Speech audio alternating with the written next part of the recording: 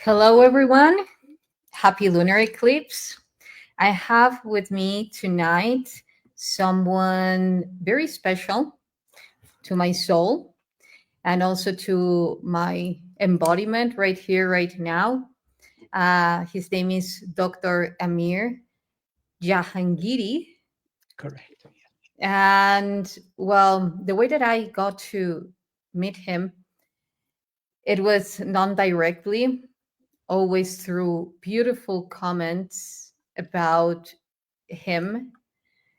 And that made me really curious. And I said, okay, let's check that out. Who is he? Who is Dr. Amir? And after that, I just saw him. And immediately I had this huge smile on my face. Who could tell me that I could see through him, with all respect, of course, and actually turned into more information also about his work. He has a remarkable journey. He has 7 degrees, if I'm correct, or 8. So like that, but not only, this at this earth level, yet I'm quite sure that he also has those degrees and even much more at a cosmic, at the soul level. And he also is very passionate about technology and about unifying, all ancient knowledges along with science. So here we are. I'm extremely grateful to be here in your presence. It's truly an honor. I think we both share this passion of unifying that which is mainstream with ancient wisdom. And so it is all one and the same. And so if we manage to bridge different types of knowledge and technology, our life will be more wholesome. And so that is the way of ascension, the way of liberation, the way of a fulfilled life. So I'm absolutely delighted to be here. I would like to extend my greetings to our wonderful audience. Hello, everyone. I love you guys. I hope you're doing well. Hopefully we'll have a positive and enjoyable and beneficial conversation tonight. Thank you so much for your beautiful words, and I agree. And today it brings us together, this special event, which is the lunar eclipse.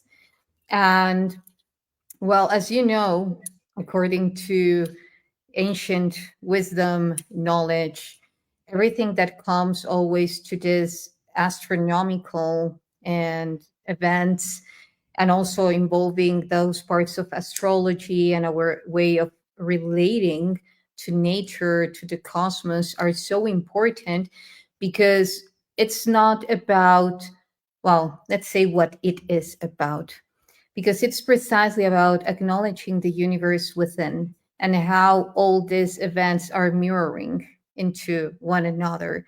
So based on this, tell me, what do you think that this lunar eclipse will mirror or is mirroring, as a collective and at a more individual level? Well, we are not separate from the environment, from the collective, from the planet we live on, from the solar system, the galaxy, and the infinite cosmos. Going to the most fundamental level of truth, there is no separation. And so certain events in nature which occur on cycles, they do enhance and amplify energies that are usually available, but now at these certain momentous occasions, we can take fuller advantage of them. But fundamentally, they are looking at cycles of time. Everything is based on rhythm. These are some of the basic laws of the cosmos, the hermetic laws. Everything is an ebb and flow. And so, like many other things, we have an opportunity. Some of these are very rare, occurring once every decade, once every 1,000 years, and so on. So it's all about awareness that at this time there are energies of shedding, of liberation, of release. And so this is now going to be much easier compared to time that is not on these alignments. So looking at what is occurring inside nature and the extended cosmos is going to be on our side, facilitating liberation, shedding, liberation and shedding and release, maybe integration of ancient energies that do not serve us. So it's a beautiful time for this. And how wonderful to be here with you and the wonderful audience that are joining us. So let's set that intention of liberation from that which does not serve us. And I'll let you do the honors if you want to set up the energy. I'm happy to follow. Absolutely. Thank you so much. Well, let's do that together, shall we? So we were talking about this precisely going live. And as you were mentioning, all these events bring us the opportunity to measure our inner cycles and our cycles as a collective. Because all these celestial bodies, regardless of their origin, are bringing are influencing our electromagnetic field, are influencing life on Earth. And when we remember to speak a unified language, a language coming from the heart, then we get to connect to the true essence of the purpose of these events to be. And when we're talking about the moon, there is so much spoken about the moon. And it brings me to the fact of what we are embodying right now. There is so much said about us. There is so much said about what we are going through, what we're experiencing at this moment, and what is true. And then we might say, okay, here's where the science comes, And there is a deeper science, which again brings us to the heart. The truth, the memories that our heart and the neurons in our heart hold. So if you who are watching, dear tribe, just want to give yourself a couple of moments, of minutes, to just go deep within and listen to your heart, not just to its heartbeat, yet how it is communicating at a higher level through that heartbeat, how it is giving constant life to you, how it is present at every moment, just as your divine essence. And allowing yourself to surrender to your own power, to your own divine power. And if you share this intention, letting go whatever brings fear, the idea of fear into your mind, into your thoughts, into your emotions. And once you touch that core that was placed, just a simple algorithm within this simulation, that you can actually shift it to the algorithm of love and all its field of probabilities, accessing to that spatiotemporal constant, that timeline where you already remember what love is, what you came here for, and allowing for all that energy that we know as fear today recycle as the energy that it is and evolve to nourish to the full presence of Source, therefore bringing seeds of hope to whoever feels despair, feel seeds of joy to whomever feels sad, and seeds of certainty to whomever feels doubt of himself, herself, or humanity. Beautiful. And now, so what I'm tuning into seems to be at this event, we've got an interval of time, quote unquote time, for the illusion that it is, where that which has been wrapped around the heart really, really tightly over time suddenly loosens. And this is your opportunity to pounce, jump out of the bear trap. Any cords attached to your energy from any domain that you have a presence in, past and future, parallel streams of time, other dimensions, other universes, anything that is taking your sacred heart energy, now you are free from it. And so if you choose, you just move yourself out of the restriction, achieving the magnificent you, because that is the most wonderful thing that can ever be achieved. There is nothing missing. You don't need to run through hoops or run on the treadmill or go through any rites of passage or satisfy any guru or teacher or master in human form or not. No rubbing oil on the feet of the master. No, no. You are the master. And all love is self-love. This is the opportunity that we have. How brilliant. This is something that if you take advantage of in awareness, in honesty and integrity, it will do the equivalent of decades of healing work. Beautifully said. Thank you. And I agree. And having said this, as you might know, I have been tuning into some codes, Mayan codes, Aztec codes, regarding to the moon and the moon frequency and so forth. And the more that I see, it's like, and I would love to listen how you feel about this.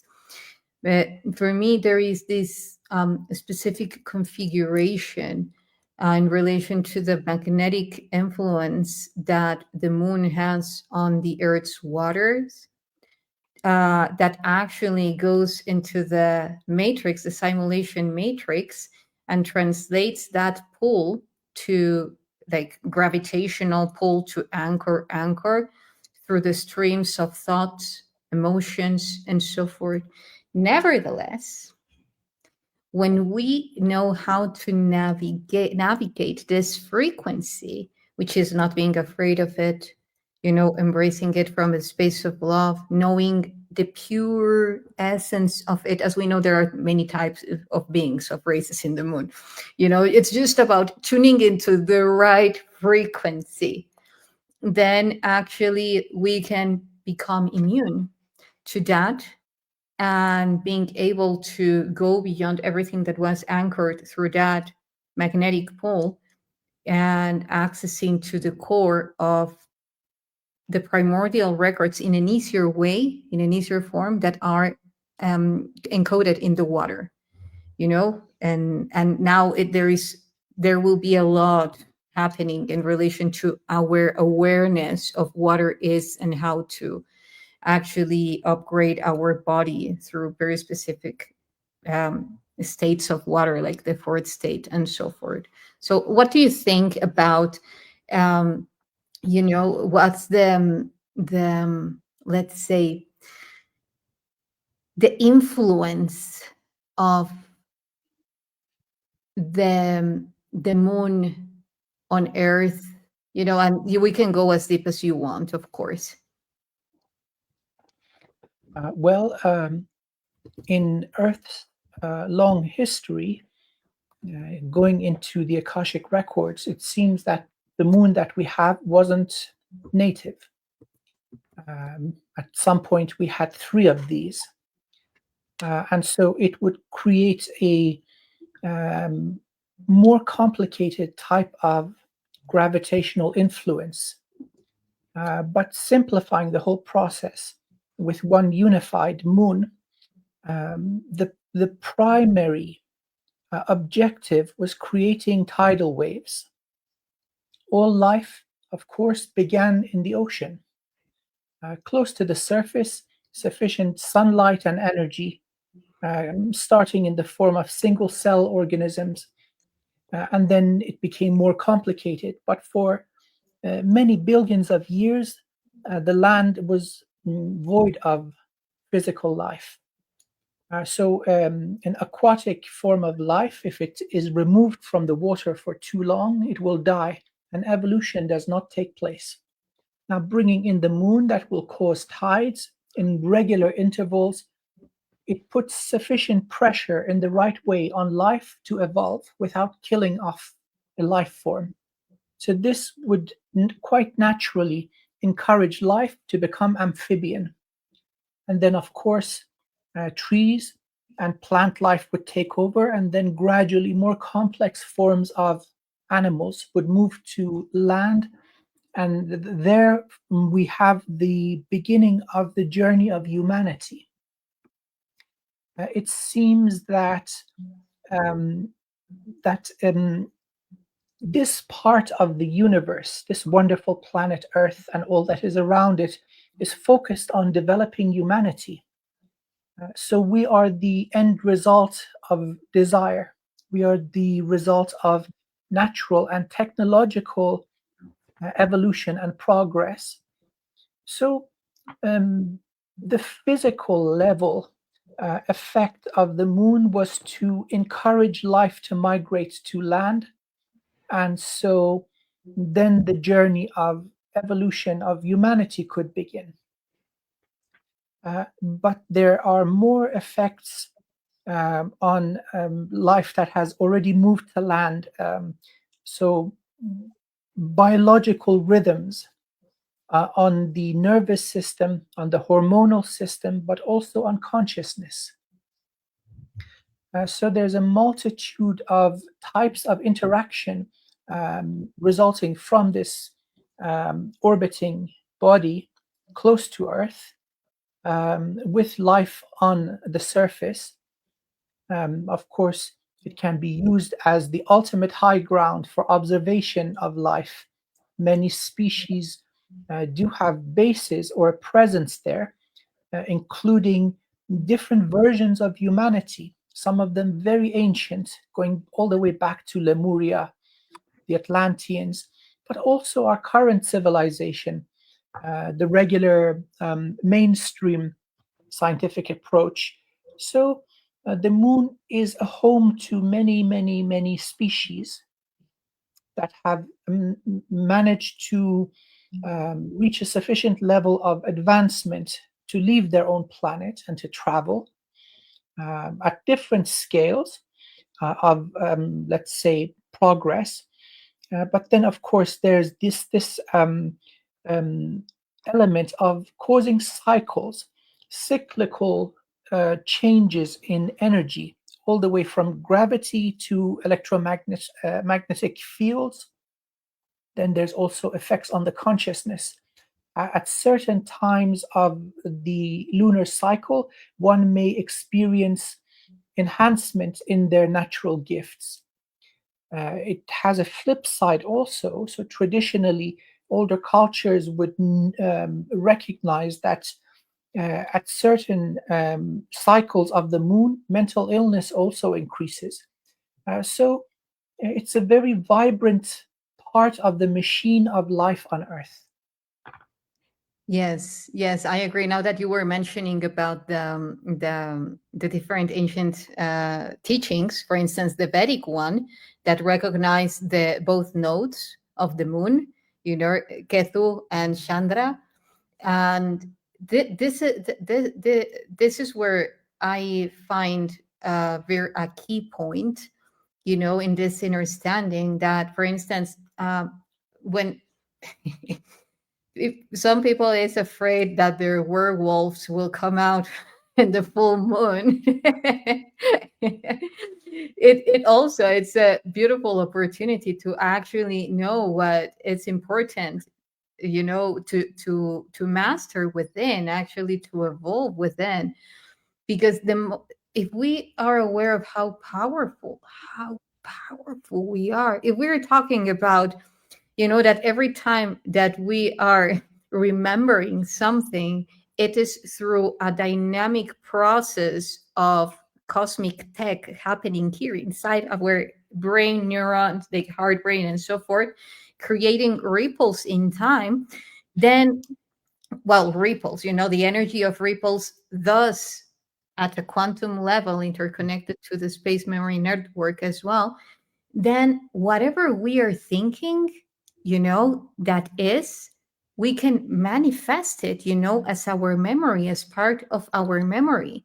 As you were saying, we are the masters, we are the masters of our creation. Yes, there is a co-creation. It's like, for instance, we have the sun. The sun is composed by a trillion, of cosmic units, of plasma. We have plasma, we have hydrogen, we have so forth, all the components. And therefore, yes, there is this uniqueness within every unity. You have groups, you have all coming from the same source. So when we understand that it's important for us to come together and actually sit in around the table and say, hey, what do we want to manifest?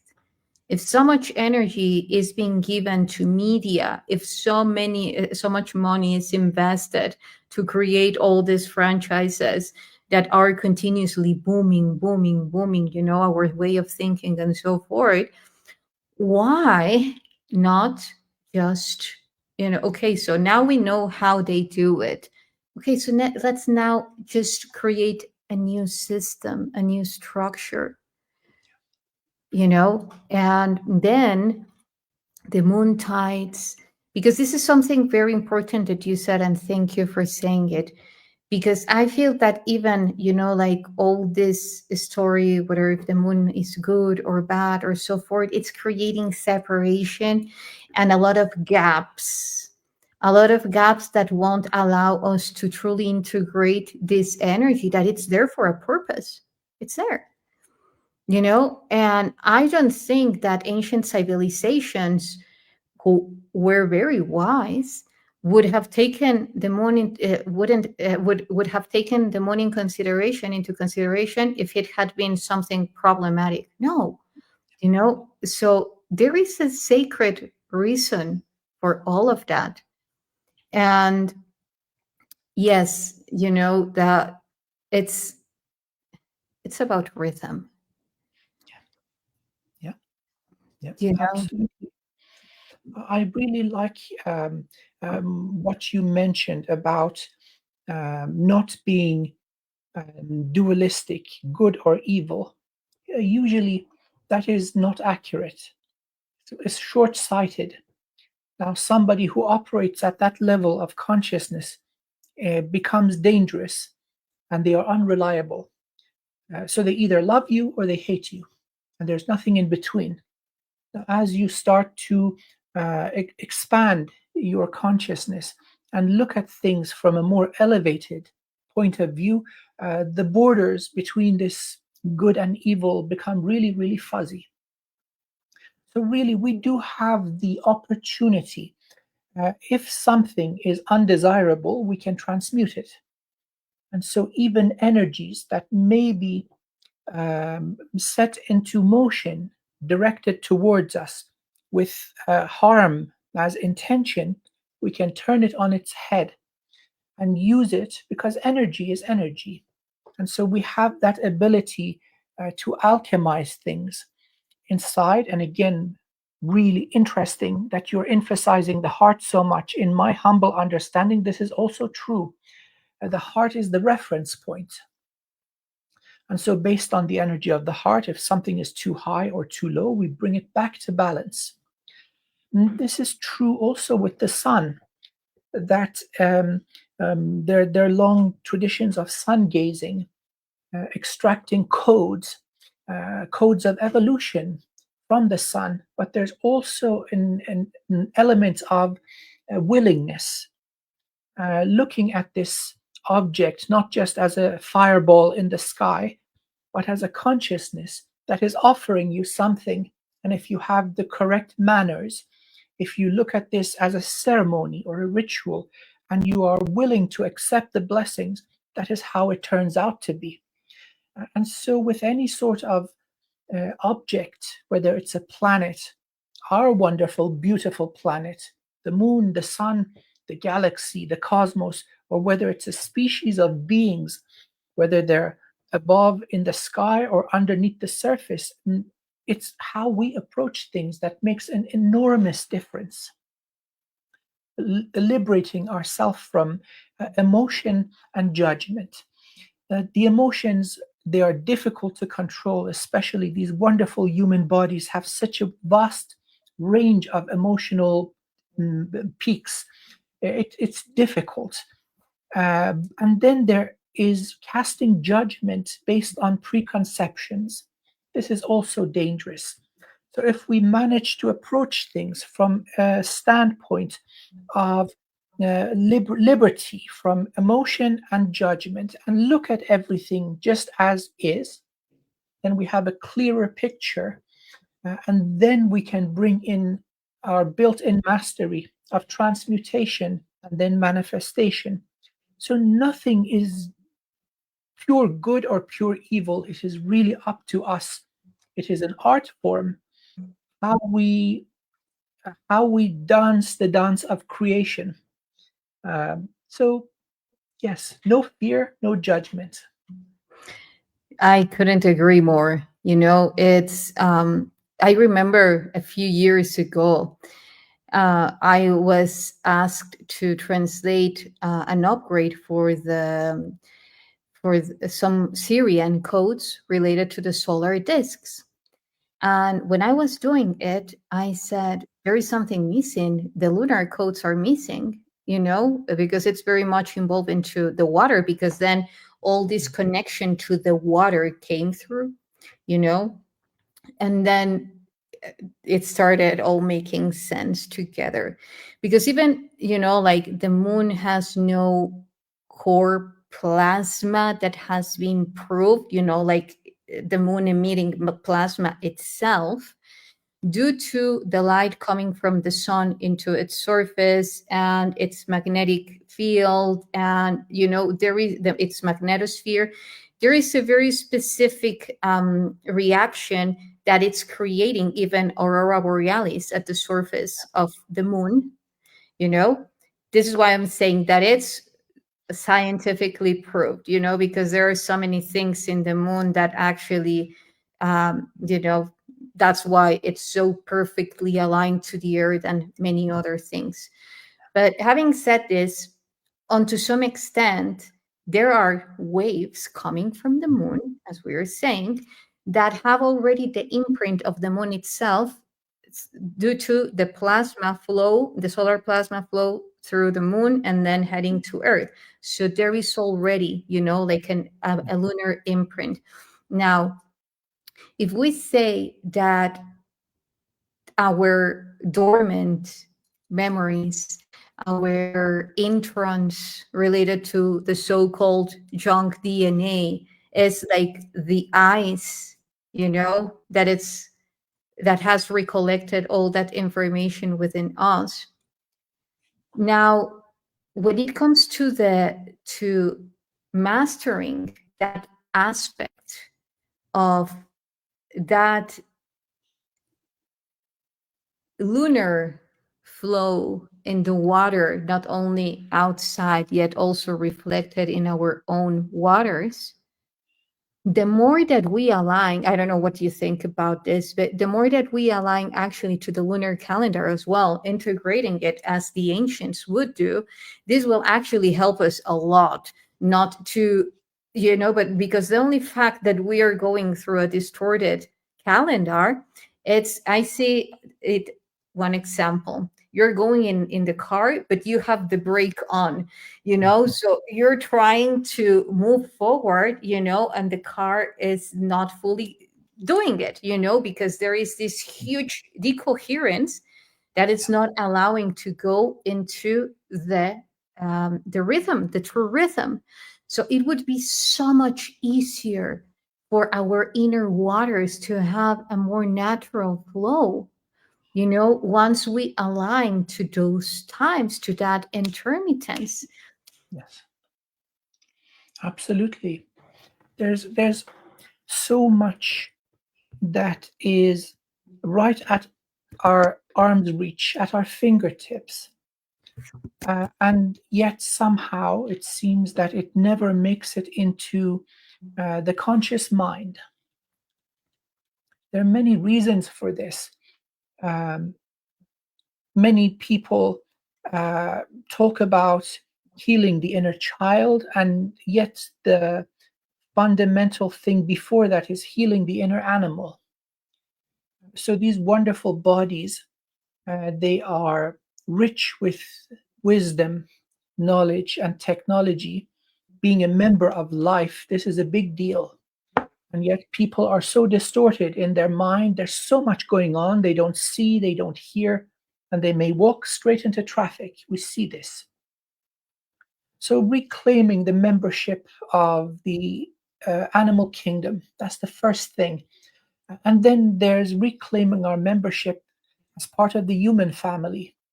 So when we go beyond our instincts and our survival, many people are stuck in survival. That is not a good place to be in order to pick up more delicate types of information. Then comes self-mastery.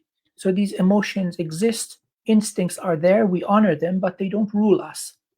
And then is shedding victimhood, not blaming everyone and everything, acknowledging we are creators. Then we leave humanity behind. That's the consciousness of the heart. Then going up in scales, we have discernment, knowing what is true and what is not. That is also built in. It's not something that we need to practice to gain. It's never not there. And then finally, we open up to the wisdom of the soul, the gentle whispers of the soul that you may call intuition. So even at mid-level, which is healing the heart, knowing that everything is consciousness, that is the starting point, which will open up the doors for telepathy, for hearing the wisdom of all forms of life, or things that we don't traditionally think of living, a mountain, river, an ocean, or the moon for that matter. So it really requires a systematic and deliberate approach to healing. So much goes on. Most of it is in this wonderful organ that I lovingly call the monkey brain, because it's like a monkey jumping from branch to branch and it never sits the hell down. That's a big obstacle. But then there's also other levels of trauma that we do carry, not physical. Some of it is very ancient, and although we go from one body to the next, we carry this forward. So the more liberated we are from that which isn't us, which doesn't really belong to us, we open these doors to all sorts of unbelievable, beautiful wisdom. And so you may pick up an object, like I know that you have been doing with my wonderful, beloved brother, Sean. These ancient artifacts, they speak to you. And so if you are open, if you are healed, and if you understand the language of your own soul, then you naturally will be able to understand the language of another consciousness. This may be something small, it may be a crystal or an object that an ancient master used. As soon as you pick it up, things start flooding into your consciousness. But this is also true of planetary bodies, the energetic system or the Akashic records of our beautiful planet, which is really, really messed up. The Akashic records it's like a public library in a bad neighborhood. There's graffiti on the wall, people have set fires to the place. Still, lots of wisdom is available. Then our wonderful, beautiful sun. So many species come into our solar system and they want nothing to do with Earth or humanity. They look at us as barbarians and they're not interested. They just want access to the sun, which is a cosmic portal for travel. They replenish themselves and their wonderful ships, and they go through, they travel to different places. They're not interested in the wildlife, which would be us. There's so much that is available. Now, after, well, I can just speak for this incarnation. We are the prize. We are the end result. And so humanity has evolved to a point where we can outperform any species. But we have to do some work. And so coming into each new body, when the sperm and the egg mix and we have the first cell, then the control system starts work. By the time we are born, 90% of the energetic implants are already in. Then there's the trauma of birth, trauma of childhood, school, religion, society, finances. By the time we hit puberty, we're covered in nonsense. So quite naturally, this requires a minimum amount of effort to break free. Oh my God, once you are free, then you are open. There is no limit. Yes, yes. And when you were talking about trauma and the monkey mind, and it's like everything, how I see it, because you also talk about the anchors to the body once, like a human vessel arrives here, and then the soul fills in and so forth. But through the holographic body, how I see it, how I remember it, there is a lot already imprinted, like as a collective, like you have very specific parts of your holographic body that will continuously be being harvested, and which will at some point also be limiting the process of some chromosomes to degree to fully activate dormant genes and so forth. Now, this can absolutely be shifted. The thing is that there are other protocols that obey to this simulation matrix, which is keep on producing trauma, like enhance, expand the trauma, because that keeps on perpetuating the amnesia in people, because people who has traumas don't want to remember, they hold to fear and so forth. So once we, like, how important it is, let's go simple, how important it is to become aware that the universe is connected. We live in an interconnected universe. Therefore, we can access to all the information of the universe. Why? Because we are wired to that field. Okay, so the information is there. So amnesia per se is just the idea of needing to survive through something. And this is one of the things that I remembered through Osiris and one of his codes, which is when he surrenders, because that's what he told me, when he surrenders to Set, like, I'm done, he is going beyond the fear to death, which actually Set represents that illusion, that program. And he surrenders. Osiris says, like, I'm tired. You want to kill me? Kill me. And that's when that primordial feminine comes, and brings him back to life.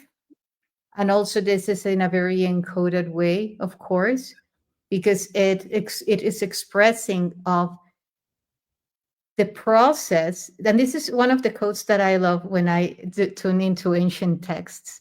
They're not talking about the past. They're talking about what we are going to come to acknowledge right now. Exactly. So when they're talking about that process of surrender, they are also showing how the divine masculine finally goes, like, we go beyond that patriarchal system. And then the divine feminine comes to actually merge together what is known as starseed, as Horus, which is the enlightened vision, and so forth. So I do believe that one of the biggest callings for us to go beyond this, like, psychic attack, battle, and, like, over the power of our thoughts, is to know that this is a simulation, and we can actually connect to the core. And I'm not saying, like, for instance, there are elements here in this reality that reconnect us to source, mountains, crystals, nature, water, and so forth. I'm just talking about that which we have created of a reality, of a society, what a society is, what, all that information, go beyond it. And there is someone asking, I don't know if you want to address to that. Sure. So what is Saturn?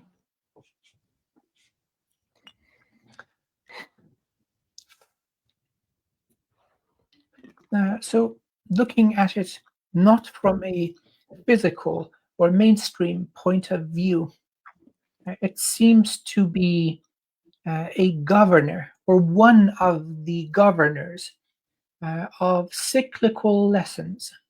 How wonderful that we are talking about grand cycles of time. It is responsible for karmic lessons. Karma is a teacher, and it is a very a persevering teacher. It never relents. The only time that it lets go of you is when you graduate from a lesson. And so this energy, which is associated with Saturn, is the governor of cyclical experiences for the benefit of every individual. Once you learn the lesson, maybe you are tested once or twice, perhaps, just to make sure that you have deeply integrated it and that you're not going to relapse into certain patterns of behavior that will also result in predictable outcomes that are not beneficial. So this is this is what I understand from this planet.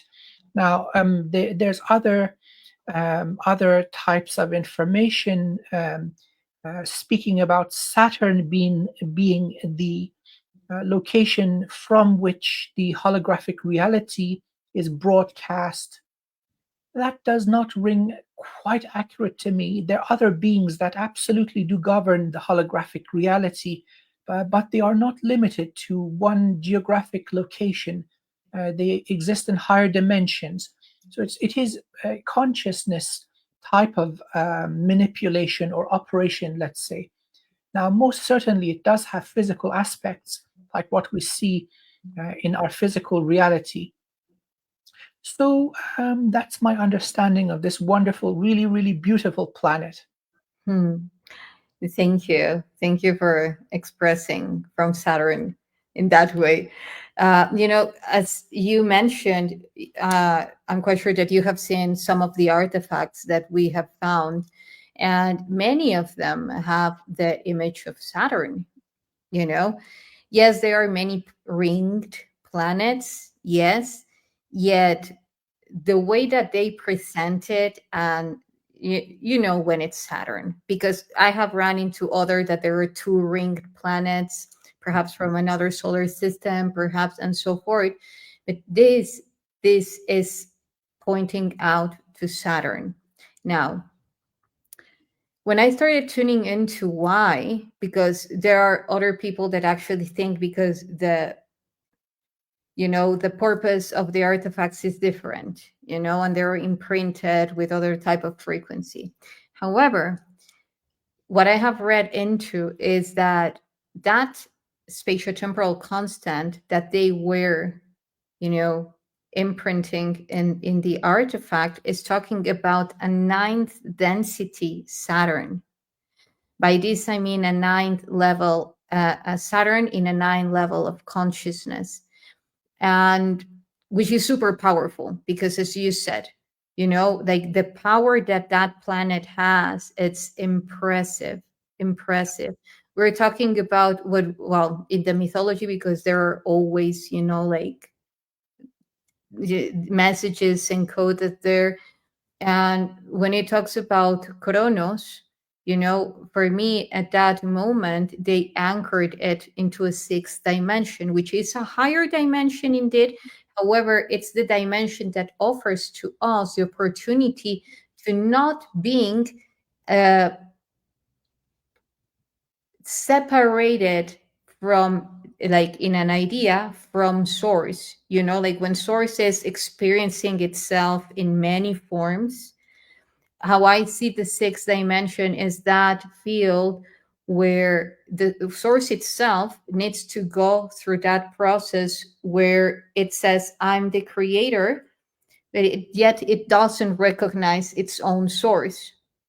So the ninth is precisely going to that unity where the source recognizes, remembers itself, and then you have the sixth, and then you have the nine, which together create the vesica piscis, the eye, and so forth, which is for me, and for me, there were many things, that were kept in a sixth dimension, not because it's a bad dimension again, yet because, let's say, it's an architecture stream.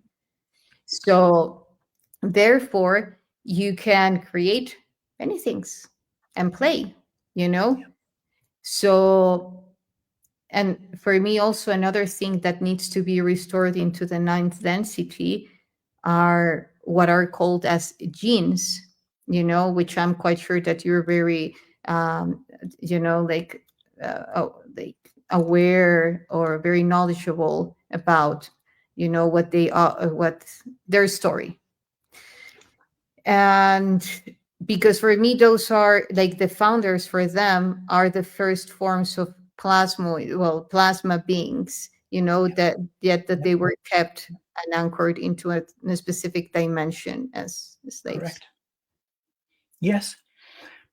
Wonderful that our experiences and understanding is kind of coherent.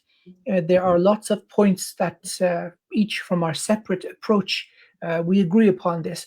There seems to be something very, very special about Dimension 6. So many species, including humanity, seem to be in this interval of consciousness. And then breaking through dimension 6 requires an invitation from the other side. And so there is an element of integrity that comes in. Many species involved with humanity in a non-beneficial way, in a parasitic or harmful way. I call them the frickin' pirates. Anunnaki, Grey, all the riffraff, and they're not all the same species on the ship. They're pretty much pirates. They have been trying to artificially ascend through this barrier of dimension 6 in futility. A lot of what happens with very advanced souls is an attempt at studying their soul codes. It doesn't work. You can't push through this barrier of consciousness unless integrity is demonstrated. Now, this is available to many humans who right now, even though their consciousness, their energy occupies a body, they have access to all dimensions, and they are not limited by one universe. I'm not pointing at anybody in particular, but yeah. So this is interesting. Now, there are many levels to this construct of our holographic reality.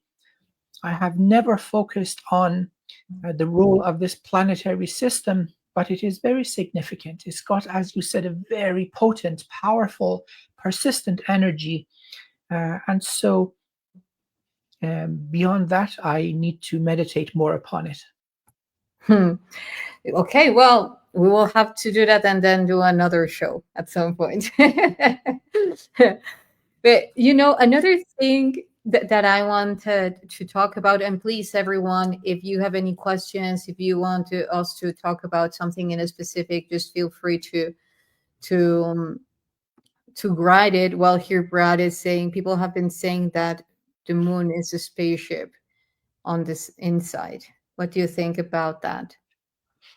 I've done some remote viewing on the moon, and it seems to have natural caverns or like underground cave networks. Some of them are natural, some of them are artificial. Many different species have a presence there, including older versions of human that have ascended. So amongst our noble ancestors, all the way to very recent times, soul groups, they ascend together. Most recent ones were the Maya. They just took up and left with all their cool technology and left all these pyramids behind. Like, we don't need these anymore. Without any manual, right? So now oh my God, no manual. They took everything. So, but also we have Lemurian bases. They're the ones that really came up with the pyramidal structures originally to stabilize Earth as they were, let's say, ascended. Then the Atlanteans came. They refined it, not to the same standard, unfortunately. And then some of these were used as artificial grids. So that pyramidal type of structure on the moon, these are from our own ancient ancestry. Very wise, very powerful versions of human. We also have military bases there, not all of them human.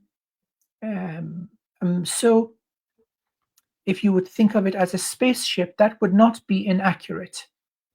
Although it is large, so it provides living space for many different beings. So spaceship it is. Thank you, Dr. Amir. I also wanted to say about this that when we listen to all these stories about the moon, how the Mayans also talk about at least other two moons.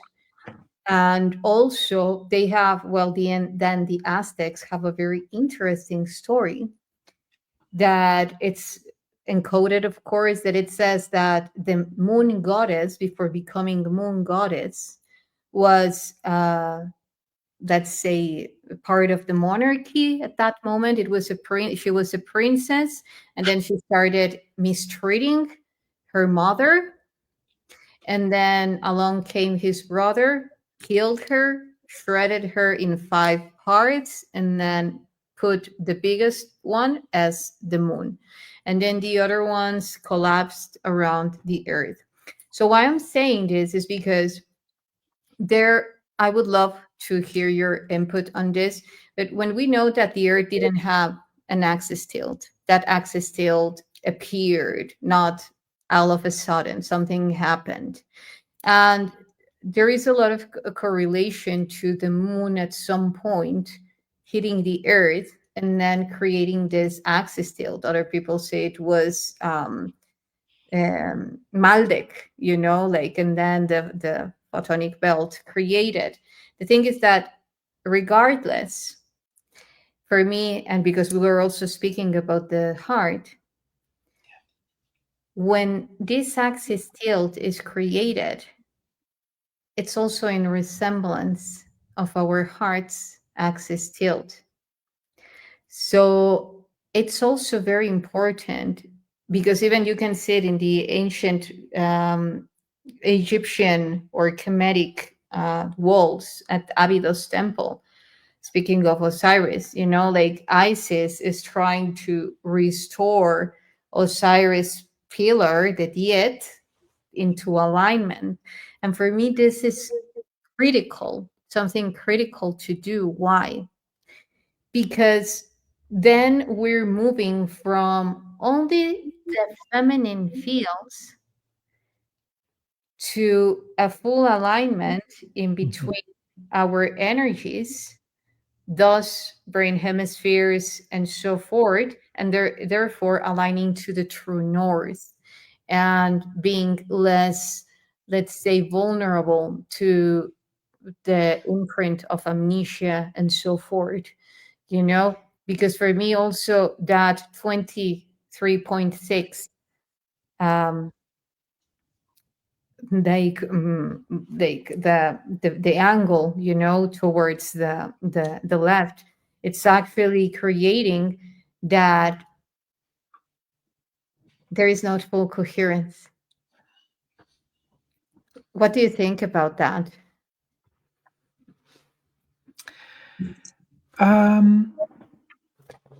Looking at evidence of a collapse or a catastrophic collision in Earth history, this would have been before the emergence of physical life.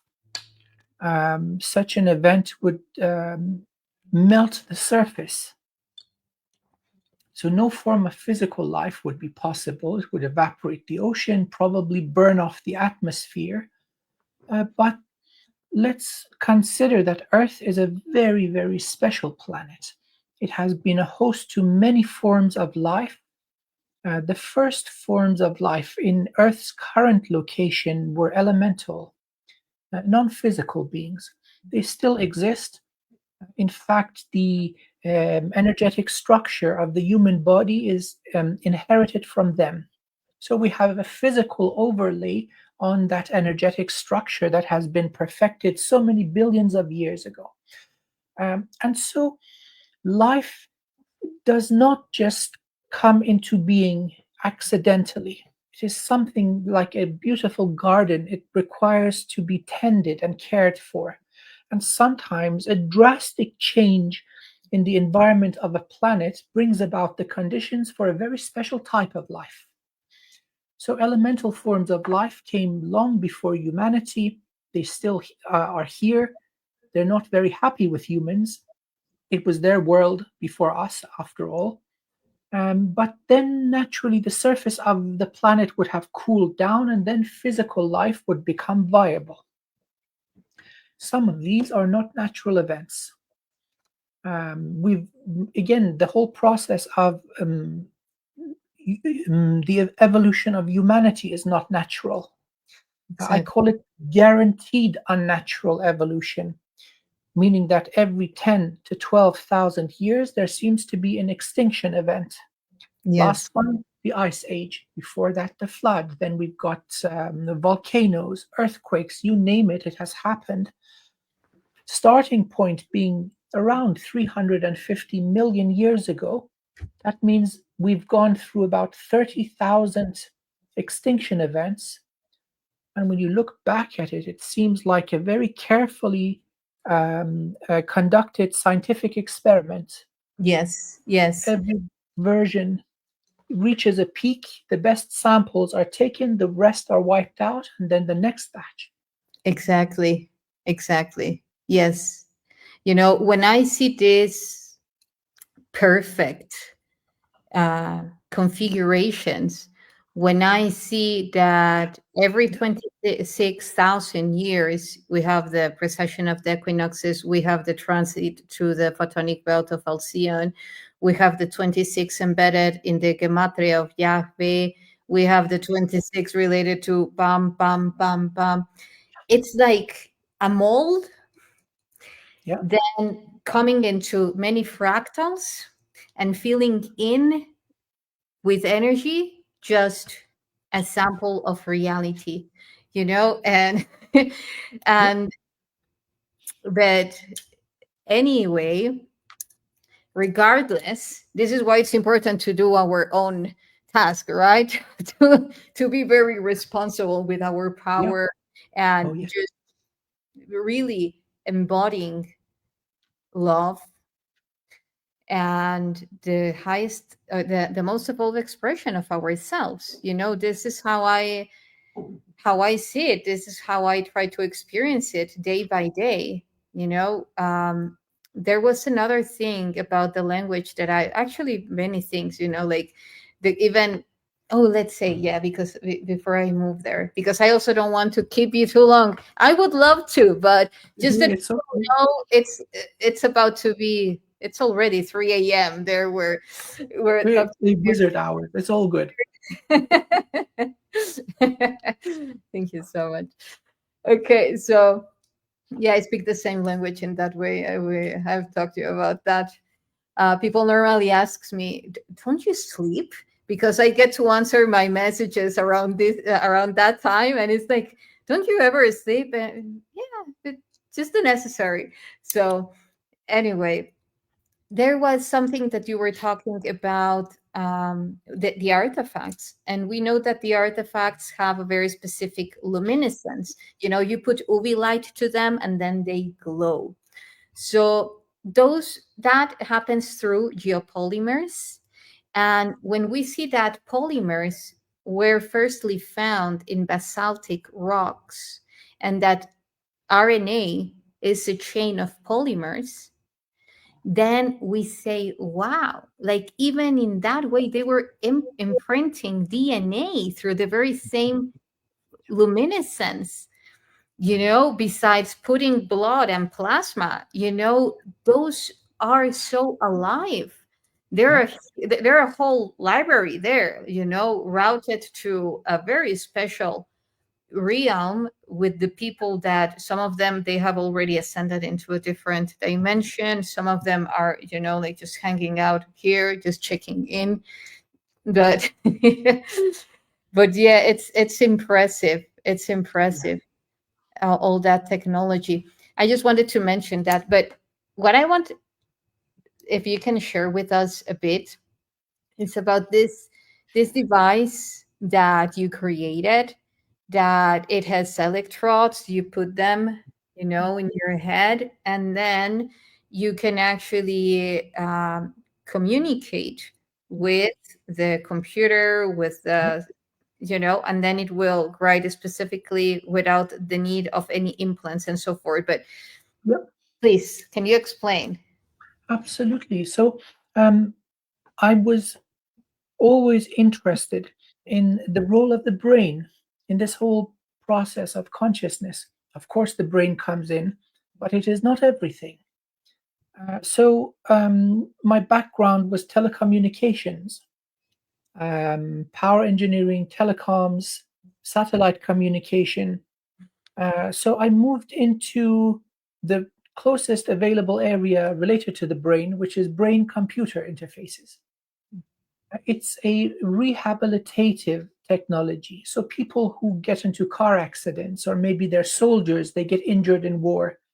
Sometimes the spinal cord is injured and they lose all ability to move. The worst case, which is really terrible, is called locked-in syndrome, where you have absolutely no control over the body, but the mind is working. So this is basically attempting to read brain activity, make sense of it, so you can think in terms of words or linguistics for a computer to understand what you want. Some of the brain centers related to language have been known since the 19th century. So, of course, the way they found out injury to certain parts of the brain would result in aphasia, meaning that you wouldn't be able to speak. But it requires more accurate, real-time data. So the nature of the signal must be electric. There are other ways of scanning the brain, like fMRI, functional magnetic resonance. Based on blood flow, you know a certain part of the brain is active. But that is not accurate enough. There's a time difference, and that sets the whole thing astray. Electrical signals are real time or speed of light. It requires an awful lot of processing. Now, surprisingly, this is not the bottleneck.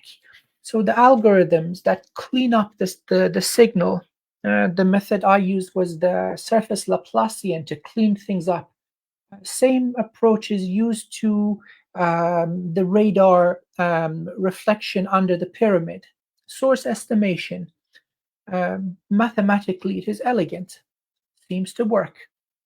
Then you would train computers called machine learning.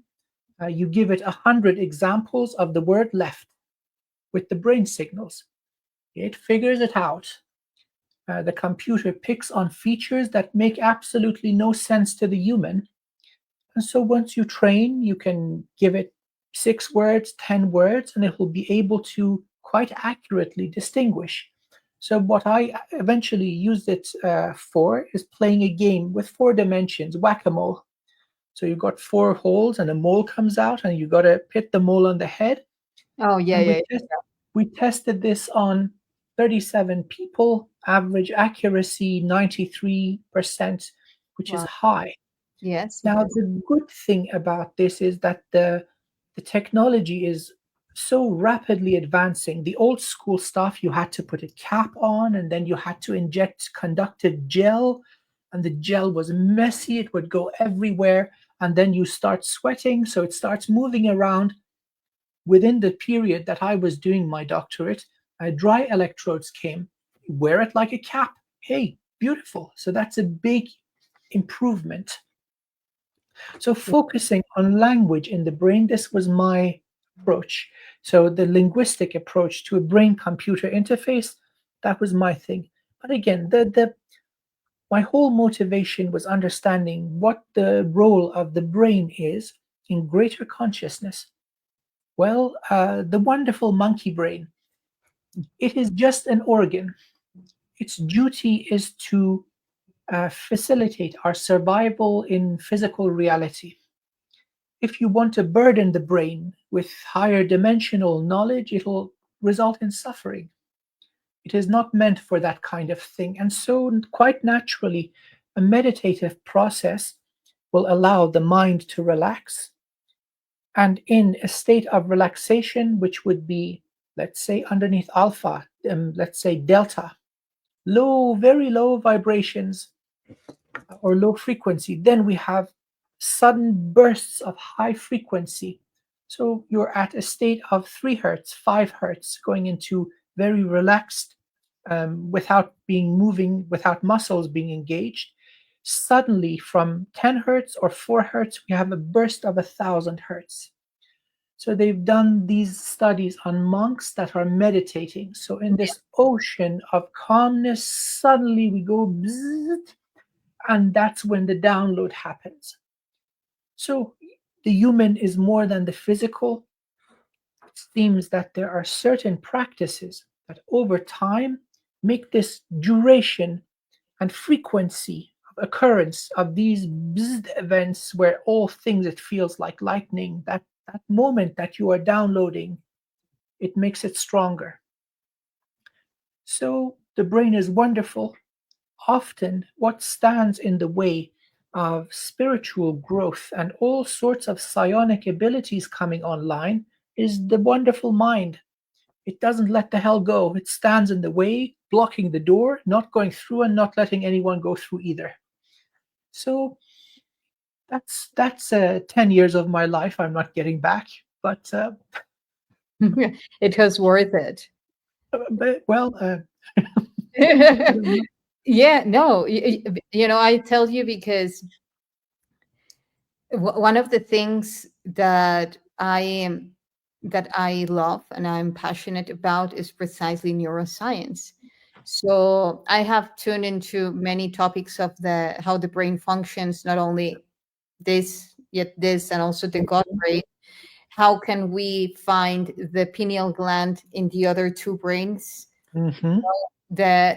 What are they routing to, and how actually memory comes through, through that, not because it is archived in the very same brain, because the level of signaling that we can achieve can actually become more coherent when due to many factors, of course, but resulting into frequency, terahertz, and therefore like a huge and strong interconnectivity, like teamwork in between our microtubules, our of course mitochondria, and the level of hydrogen into hydronium that we are generating in our body, therefore even making our blood clearer and reaching its next stage.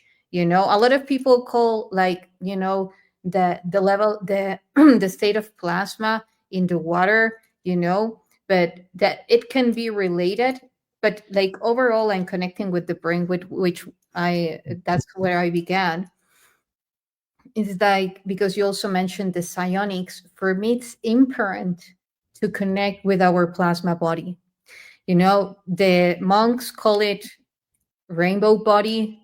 That is, like a type, like the maximum or the ultimate state of the plasma body, because then you leave the body. But don't worry, if you who are watching this, you don't need to leave the body to enhance your plasma body. You don't need to go into that level. But actually, for me, it's becoming those light beings. As you said, there are versions of ourselves that are already light. They would come to visit me while I was a little girl, like saying, "Hey, remember." And for me, this is where we are heading to. The moment that actually we move forward from all that interference coming from the technology that is dramatically trying to decrease our operates in our DNA, in our biology, and so forth. Then this is also why it's so important to create that free energy. But bottom line, why I say that that is not losing your time. First, we know that time is kind of relative, you know. Two, I'm quite sure that you look way younger than when that was 10 years ago, and I feeling do. more Oh vital, yes, feeling more. that is absolutely correct. You know, out of the whole thing, there seems to be a very critical stage that almost every spiritual modality refers to it.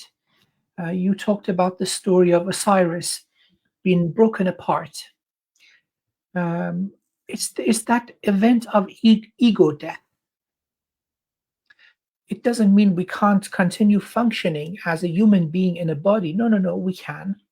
But it's coming to remembering that truth that we are everything, we are everywhere. Yeah. And so that is that breaking up. Many traditions, including some of my experiences, were not through mutilation, they were through fire. So that part which is limited identity and ego burns away. So that is also common in Tibet and India. But regardless of what format they're showing this death of identity, that seems to be very important. So that master lock on your energy structure and mind and how much you can really pull in is a limited identity. So if I use myself as an example, that I'm a male, certain nationality, certain age, certain race, certain finance level, certain social class, see, all of these are making my prison smaller and smaller and smaller and smaller. And then there's only myself and two other dudes on the planet that check the same boxes. That is a limitation. And so if you get some information coming in, the conscious mind will go to war. No, no, no, no, no. You must have imagined it. It can't be true. Don't tell anybody. And for that matter, you forget about it too, because you believe you are small. Once you realize that you are source, you are everything, then the conscious mind will be able to relax and allow this to come in. There's not just the wisdom in the physical level of the body. There's an exchange of codes from the body to the soul, but also from the soul to the body. So lots of these healing events that people see in themselves, in this body. I'm in better shape than I was when I was 18. I'm 43 now. So not just in appearance, but all sorts of vital stuff in the blood, all indicators of health seems to be normal. I just had a checkup and the doctor said, this doesn't look normal. I said, what's wrong with me? He said, no, you're too healthy. This is not normal. I said, good. Okay. So either I'm an alien or this meditative stuff does work. So that ego death in the story of Osiris and then being put together in balance, presence of masculine and feminine, or active and passive, the yin and yang, there seems to be something to this. So what a wonderful time to be alive. We're sitting here, nobody's burning us alive. This is really good. This is a bonus because this wasn't always the case. The governments have bigger fish to fry.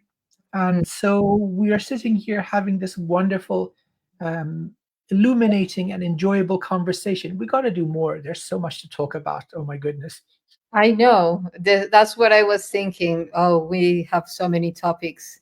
Yeah. Yeah. Okay, so thank you so much My for goodness, it's an here. honor.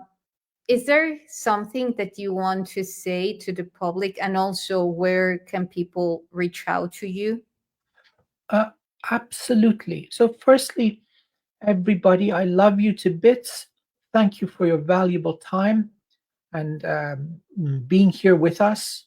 It's much appreciated. What I focus on publicly is healing sessions. I call them the energy car wash.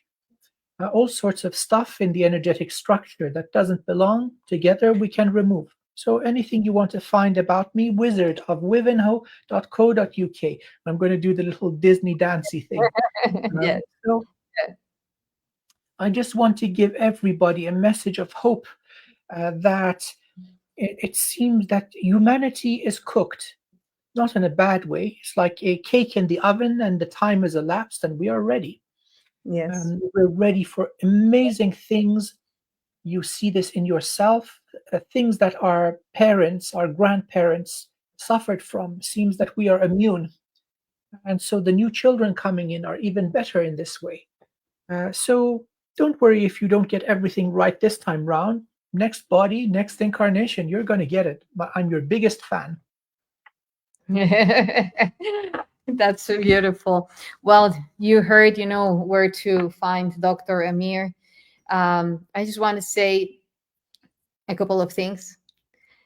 Thank you again. A true pleasure. We will definitely do part 2, 3, 4, 5, 7. Yeah, many more to come because people is already asking when. So we'll see, but definitely we'll say before ahead of time so that you can connect. That's the first thing. The second one is that um, remember next week we have the alien event. So I hope that you can join us. It's going to be fantastic, beautiful lineup with amazing beings, and truly looking forward to meet you all and meet you there if that's in your possibilities. And also we have the upcoming the Bridge Expo in Dallas in October, which will be absolutely fantastic. We have many news, like upcoming news. So yeah, stay tuned or see you there. And people know where to find me, my Facebook, YouTube channel, www.hunuk/akna.com. And right now, we have also the upcoming trip to Mexico. I hope that you can join us one I would love to. some. Yes, absolutely. Wow. Oh, yes. Sure. Yeah. Okay. Yeah. Well, that When is the Mexico trip? it's in October.